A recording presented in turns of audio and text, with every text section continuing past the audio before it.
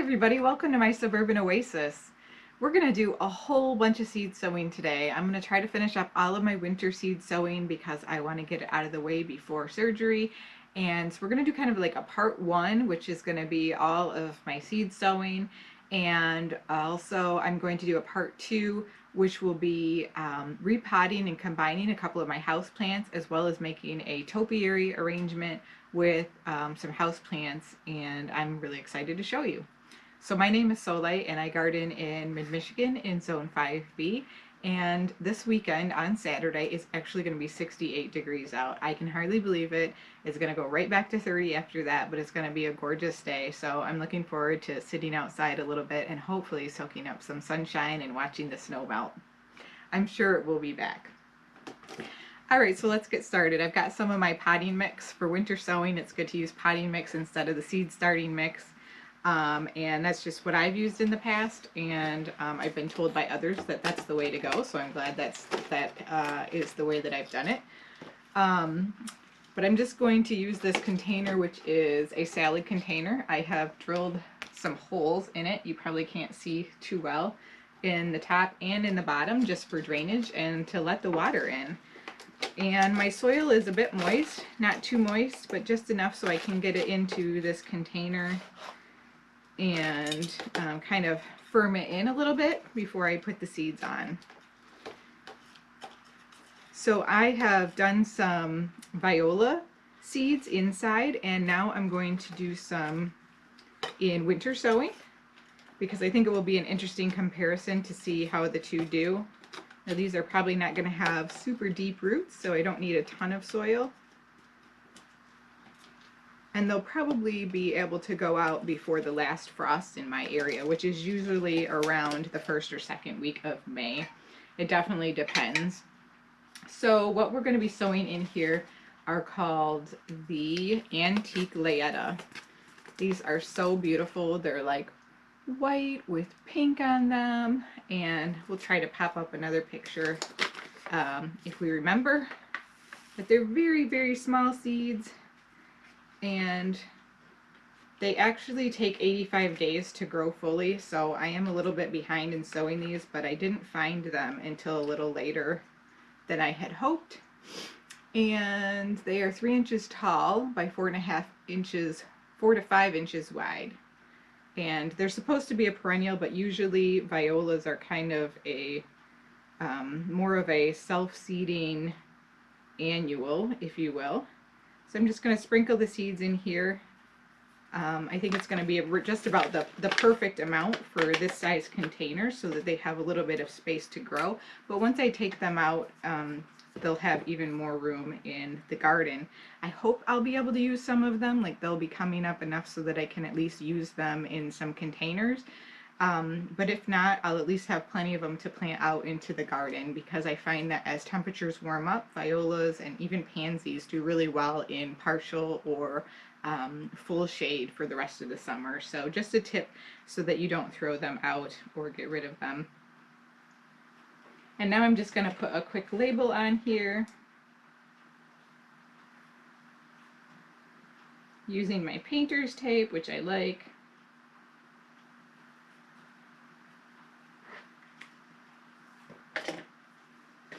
Everybody has their own way of doing labels. Just know that sometimes your labels will actually end up either coming off, or the marker will kind of wear away with the sunshine and the rain. So it's good to have something so you can remember what it is that you planted. I'm actually just going to put mine on the inside of this container, because even though it will fog up a little bit or get a bunch of condensation inside of it, I still feel like that's a good place to have it because I can take off the lid to check on it. So that's just about it. I think I'm actually going to water it in a little bit more.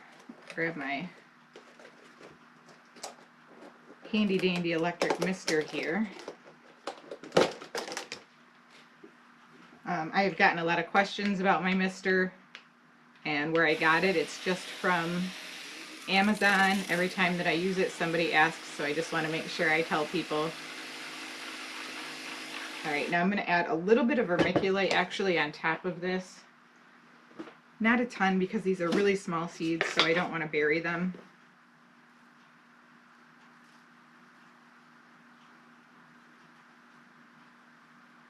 Just want to give them a little something on top to protect them and to help keep it hydrated. Vermiculite is really good at absorbing the moisture and keeping it where you need it for the seeds to germinate. I have to tell you too, with this sprayer, I refill it an awful lot because I use it so often. And one of the interesting things about it that I've found so far is how long the charge lasts. So I've had it for probably a month now, and I've only had to charge it 0 times. So I think that's pretty good. And I use it probably every other day. All right, I'm going to set this one aside.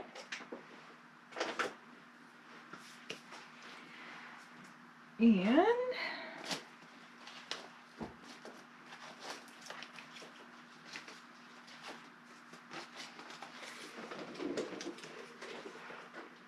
okay, next up we're going to finish sowing all of the leftovers of my foxglove seeds. I love the foxglove, and I actually want to plant some of these hopefully on my way back hill, my way back garden. And I'm not sure how you pronounce your name, but if your name is Mare, hey, I remembered to grab a drink this time. So cheers. I hope you're enjoying yours as well.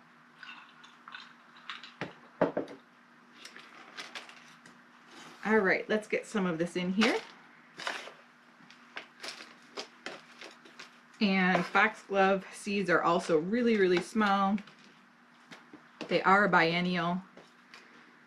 But I have planted some for the last 2 years and seeded them for the last 2 years, so I should always have something blooming, and they reseed pretty well in my yard or my garden, and so I just love them. Some people didn't know last year who were watching that you can deadhead foxglove and get a second bloom out of them, but I have done that really successfully. So these are a foxglove Excelsior, and they're a really tall type of foxglove. They actually can grow up to 5 feet tall. I don't think any of them got that tall last year. Probably 3 feet was the tallest that they got. And because the seeds are so tiny, these really are just a sprinkle on top of the soil and press in type of seed. It's going to be really hard to get these last couple out. They're stuck in the corner. Oh, I see them coming out. Okay. And these have lots of speckles, and there are lots of different colors on them, so I kind of like that. Mostly they look pink to me, and some white ones.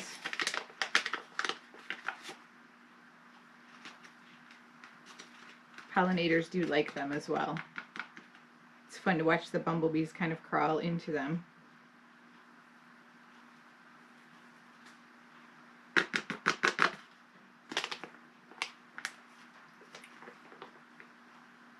All right, let's put a little bit of vermiculite on top of these. Again, these are kind of the press into the soil type, so I'm just going to put a thin layer of the vermiculite over the top, and we're going to get it sprayed so that it's nice and moist.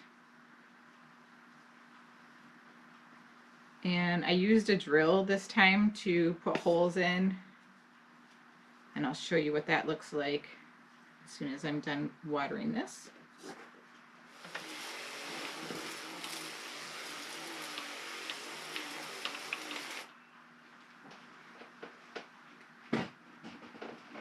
And I want to get these out tonight outside so that they have a couple of nights of really cold and freezing before we hit that 68-degree temperature on Saturday, because that might kind of kickstart some germination on them, and so I want them to really freeze up and get cold before that. So we'll just put the lid on. And on this one, I'm just going to write on the outside because there's plenty of space for that.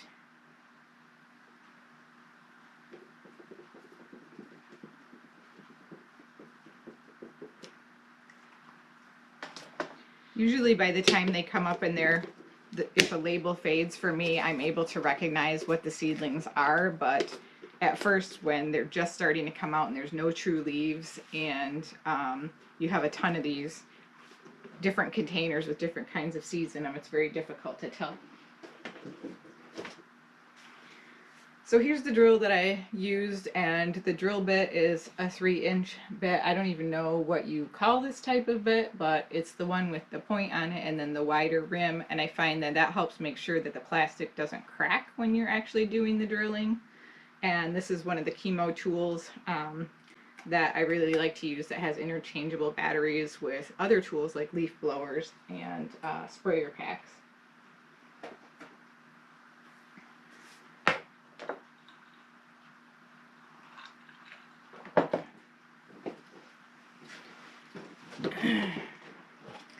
Okay, this particular setup is going to be a bit of an experiment because I learned from this one that I couldn't use a regular drill bit on this type of plastic and I cracked it, so it might get a little bit more water than I want, but it's really over in the corner, so I think that's okay, and I have really good drainage holes in the bottom.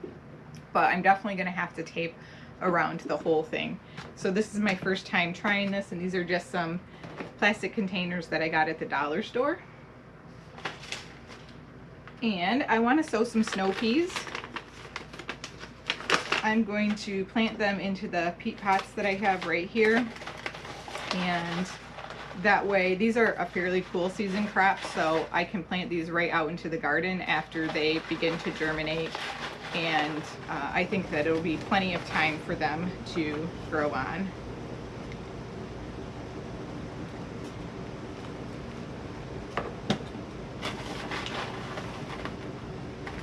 And I'm actually going to plant 2 peas into each pot.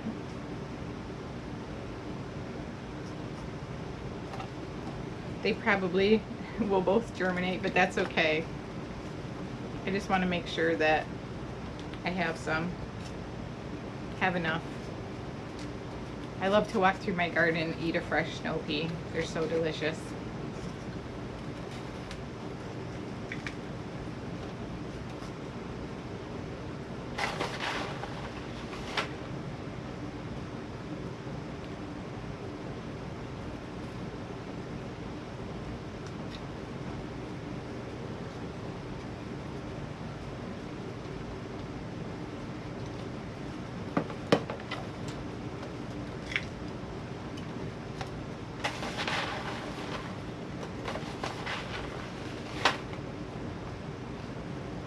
Now these are pea seeds from last year.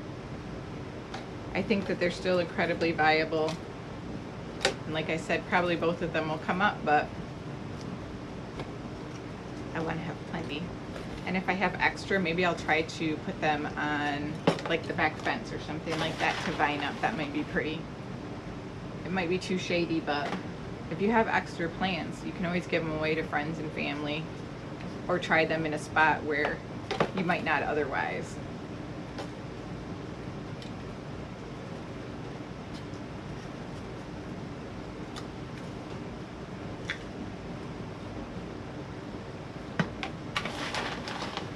These are avalanche snow peas.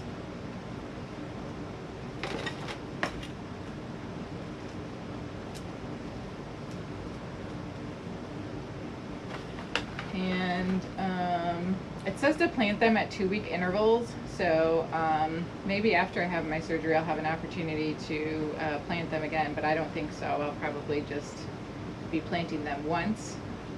And they're supposed to be germinating within 6 to 10 days, so they're a pretty quick germinator.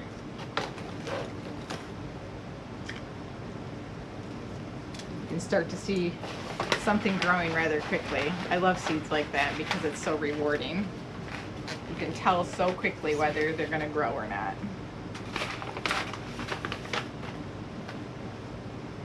I'll still save the seeds that I have left over because I have quite a few of them left over for next year. The germination rate usually just goes down if you save seeds for longer, but don't throw them out because it's worth a shot to see if they grow if you can.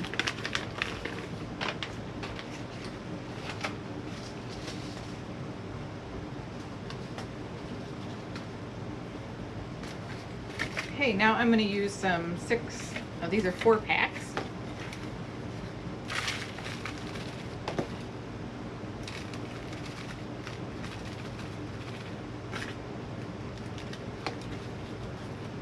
And I like to make sure once I get them in these packs that I kind of press and firm the soil so that I don't get any air pockets, because once you start to water them, you'll oftentimes see some soil sinkage.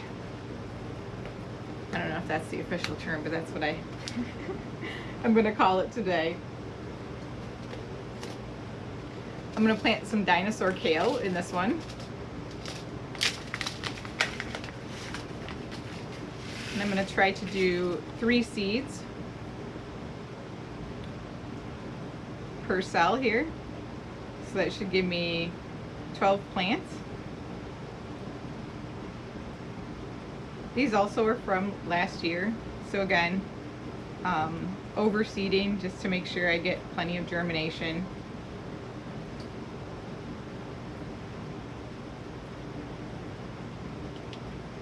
And I have tons of these kale seeds.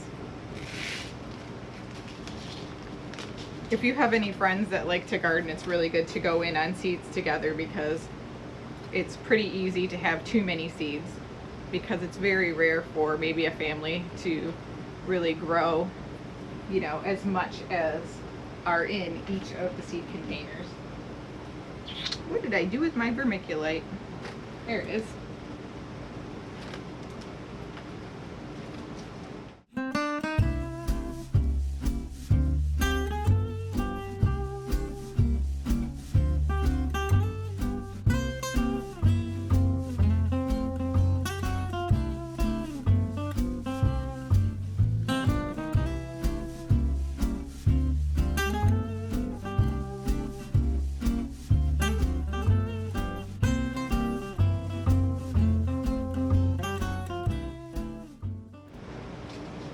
Now I thought the bunnies wouldn't like the kale, but they seem to, at least in the winter time.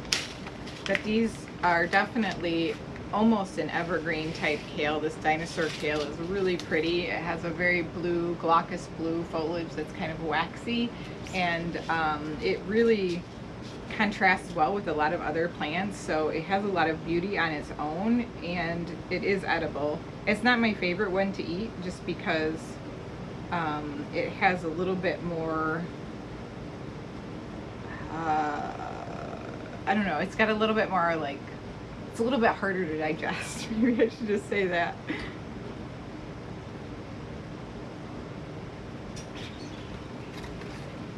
But I'm going to plant plenty of it because I do like to use it even in my floral garden beds. It's a really nice filler for containers. And like I said, the blue of it has this kind of prehistoric look about it.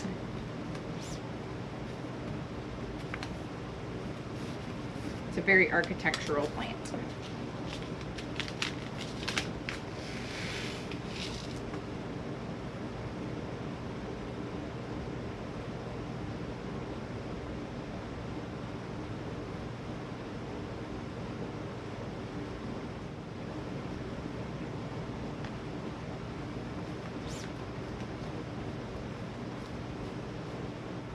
All right, now I'm just going to water these in.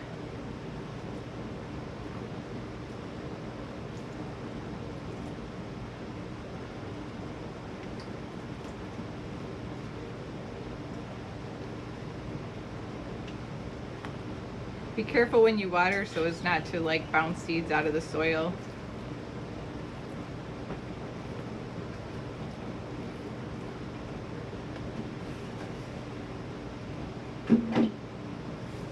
Alright, now I just need to tape this one up. I'm actually not going to label this one because kale and pea seeds are incredibly easy to identify and they all germinate rather quickly, so I'm just going to leave this one be.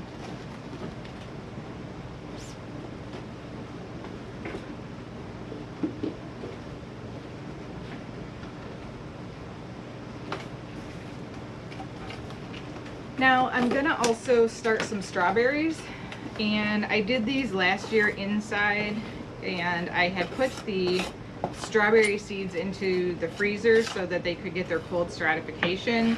It didn't work great. I didn't have fantastic germination. I did get, I mean, I think I got like 4 or 6 plants out of like maybe 24 seeds. And they're kind of expensive, right? These are like the proven winner buried treasure ones. One of them is white, one of them is pink, and one of them is red. So I contacted Proven Winners just to let them know what my success rate was, and they were super kind and generous and sent me out some new packs. So I'm going to try the winter sowing method this year to see if that helps with the germination rate so I get more.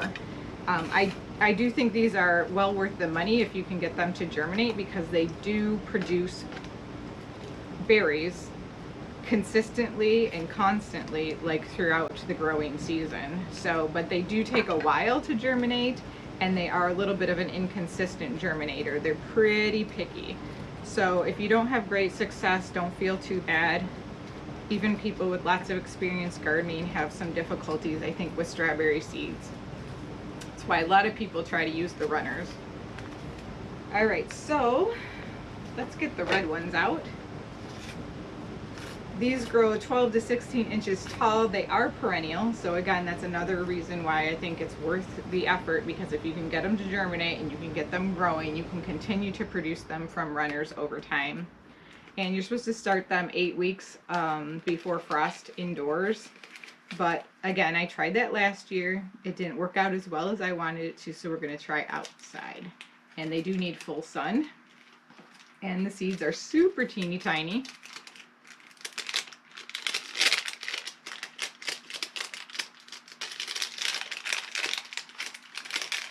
Let's see what the official time to germination is. Does it say? Yeah, 2 to 3 weeks. So they take a really long time to germinate, which can be like, are they going to grow? Are they going to grow at all? I don't know. And there's only 15 seeds in each one, so I mean, I say that there's only 15. That's plenty of seeds, but if you have a low germination rate like I did, then it can be frustrating. So now we're going to do some white ones. The other cool thing about these, though, is that Proven Winners always supplies you with a nice little plant tag. It tells how long it takes to germinate. It tells how long to transplant to harvest. It tells the planting depth, the spacing, everything is right here on the tag. So I think that's pretty cool. You don't get that from many other companies. In fact, I've never seen it before. I thought that was pretty innovative. And these have really beautiful flowers compared to other strawberry plants that I see.